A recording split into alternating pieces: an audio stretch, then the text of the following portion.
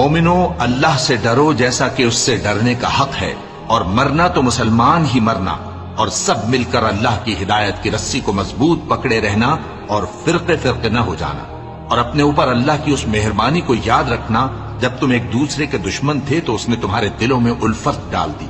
اور تم اس کی مہربانی سے بھائی بھائی ہو گئے، اور تم آگ کے گڑھے کے کنارے تک پہنچ چکے تھے تو اس نے تم کو اس سے بچا لیا۔ اس طرح اللہ تم کو اپنی آیتیں کھول کھول کر سناتا ہے تاکہ تم راہ راست پر رہو۔ اور تم میں ایک جماعت ایسی ہونی چاہیے جو لوگوں کو نیکی کی طرف بلائے اور اچھے کام کرنے کا حکم دے اور برے کاموں سے منع کرے، یہی لوگ ہیں جو کامیاب ہیں۔